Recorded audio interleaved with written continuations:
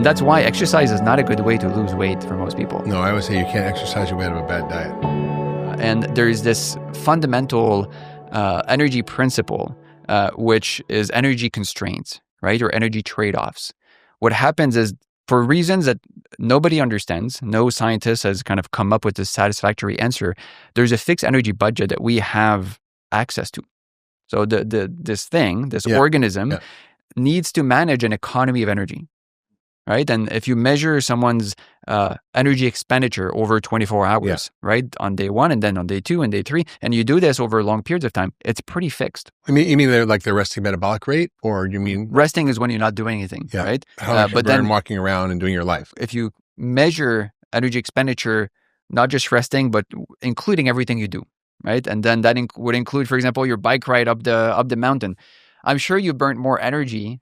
Definitely. I was so hungry that night. So there are days when you spend more energy, but then there are days when you spend less energy, right? And overall, if you integrate over long periods of time, it kind of averages out. Yeah. And there was this remarkable discovery a few years ago by Herman Poncer. He went to work with Hadzas in Africa. Yeah, I've been there. He measured how much energy do these people burn. They walk all day. Some people, some of them up to 20,000 steps, right? Looking for food, and so very active lifestyle. They're very lean. They don't tend to have metabolic disorders, and so he thought maybe it's because they expend so much energy, right? Turns out the energy expenditure of a hunter gatherer, with someone who's foraging all day, is the same as a sedentary couch potato whose job is to type, really? How wiggle. Is that? How is that? Exactly. It's a mystery. It's a bit of a mystery. There are many evolutionary reasons why that could be the case. Imagine you're, a caveman back, tens of thousands, hundreds of thousands of years ago. And then if the energy budget was not fixed, right? And then you could have, one guy, he's like, I'm not going to sleep, and I'm going to just be very active, and then I'm just going to eat more food. Right? Because if your energy budget was not fixed, the solution to getting more energy would just to eat more food. Yeah. We know that's not how it works. No. If you eat more, then you end up hurting yourself. Yeah. And then you end up wasting energy, digesting food that you don't need, and then storing excess fat and so on. So an expression of the fact that we have a fixed energy budget is the fact that you can't just eat more to have more energy. So somehow your energy budget is constrained. But you can change it, can't you? If you exercise, if you build more muscle, if you actually increase your VO2 max, which is the amount of oxygen you can burn per minute, and that's related to how much calories you can burn per minute, that can change. What happens if you start exercising to increase your VO2 max, your energy expenditure, let's say it's 1,500 calories per day.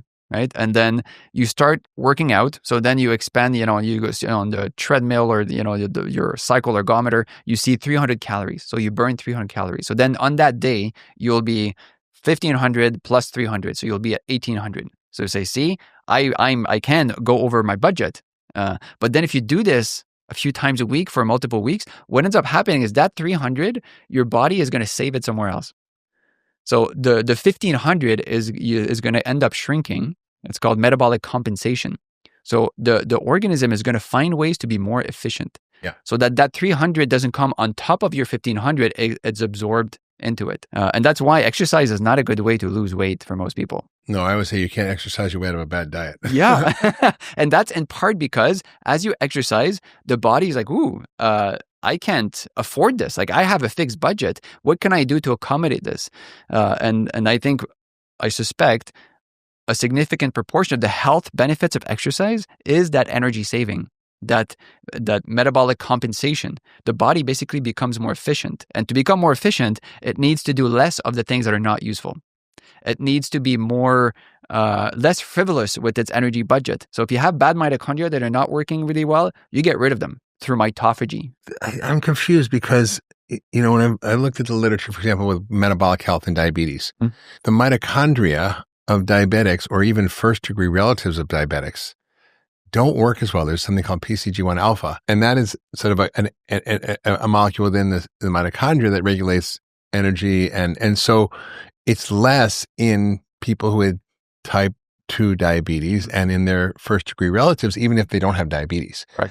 So it seems to me, there's a variation in the quality of our mitochondria across humans, and there's also a variation in what you can do to actually improve their ability to produce energy. Am I wrong? Transform energy.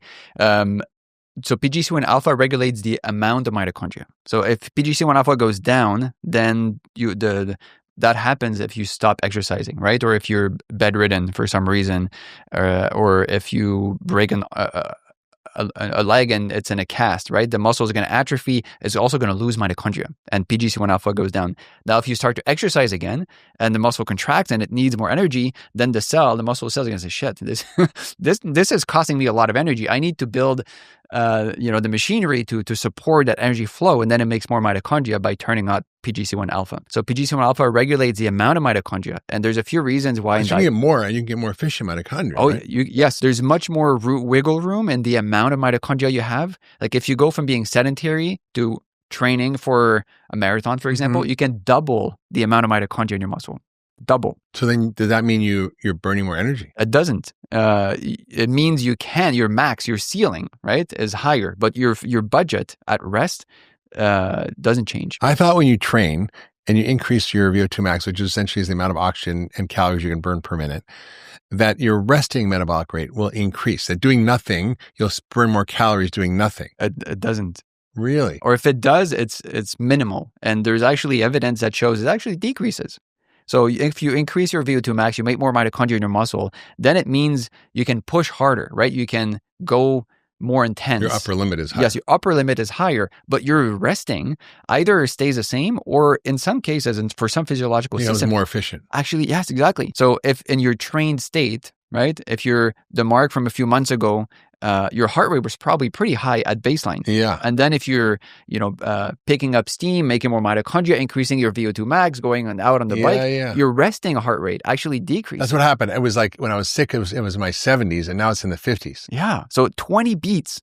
Like think about how much energy, nothing is free in biology, right? Think about how much energy the heart burns every beat.